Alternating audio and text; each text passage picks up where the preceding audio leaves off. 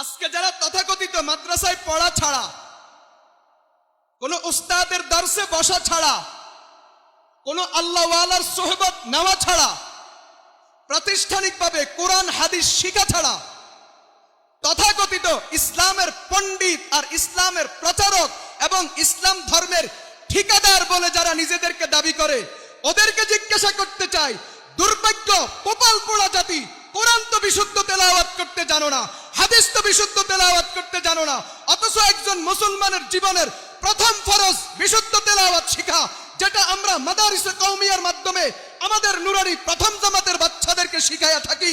তুমি তো নিজেকে পণ্ডিত বলে দাবি করো, অথচ তোমার কাছে মাদ্রাসার প্রথম জামাতের ছাত্রের যেই যোগ্যতা, ওই যোগ্যতাও তোমার অর্জন হয় নাই। মেরে দোস্ত, আমি তোমাকে বলতে চাই, তোমার জীবনের প্রথম ফরজিতে তরক হয়ে গেল কোরআনের বিশুদ্ধ তেলাওয়াত শিখা এবং তেলাওয়াত করা। তুমি সেটা বাদ দিয়া পারো না। তুমি যে কোরআনের তর্জমা পড়ে মানুষকে শোনাও এবং নিজের মন মতো ব্যাখ্যা দাও, তুমি যে হাদিসের তর্জমা করে মানুষকে শোনাও, নিজের মন মতো ব্যাখ্যা দাও, তোমাকে আমি প্রশ্ন করি, আগে বলো কোরআন কাকে বলে সংজ্ঞা দাও, হাদিস কাকে বলে সংজ্ঞা দাও। যদি দিতে পারো তারপরে তোমার সাথে সামনে চলবো, কথা হবে। যদি না পারো তাহলে সামনে এক কদম অগ্রসর হওয়ার অধিকার তোমার নাই নাই নাই। এটা অনধিকার চর্চা। বলেন এটা কি? আমাদের দেশে ভ্রাম্যমাণ আদালত মাঝে মাঝে ধরেনি, যারা ডাক্তার না ডাক্তারি করে ধরেনি। হ্যাঁ না বলেন না?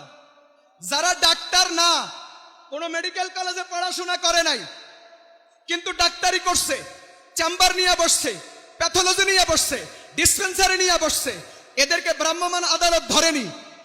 বলেন ধরেনি? যারা ইঞ্জিনিয়ার না কিন্তু ইঞ্জিনিয়ারিং করে, এদেরকে ভ্রাম্যমাণ আদালত ধরেনি? যারা উকিল না, কোন আইন কলেজে ল কলেজে পড়াশোনা করে নাই, কিন্তু নিজে নিজে একটা সার্টিফিকেট বানাইয়া ওকালতি করা শুরু করেছে, এদেরকে ভ্রাম্যমাণ আদালত ধরেনি?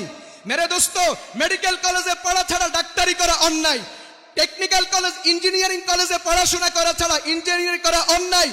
মেরে দোস্ত, এইভাবে যেই বিদ্যা অর্জন করা দরকার সেই বিদ্যা অর্জন না করে তুমি যদি ওই বিষয়ে কথা বলো, মন্তব্য করো, এটা রাষ্ট্রের আইনে অন্যায়।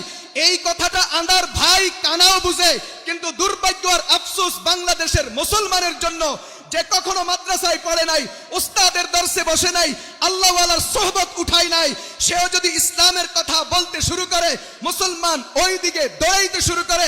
মেরে দোস্ত, ডাক্তারি পড়া ছাড়া ডাক্তারি করা যেমন অন্যায়, ইঞ্জিনিয়ারিং পড়া ছাড়া ইঞ্জিনিয়ারিং করা যেমন অন্যায়, ঠিক তেমনি ভাবে মাদ্রাসায় পড়া ছাড়া, দর্স তাদরিসের মাধ্যমে নিয়মতান্ত্রিক ভাবে কোরআন হাদিস শিখা ছাড়া, আল্লাহর নামে হাজারবার কসম করে বলি, ইসলামের ব্যাখ্যা দেওয়া, ওয়াজ নসিহত করা হারাম হারাম, অন্যায় অন্যায়।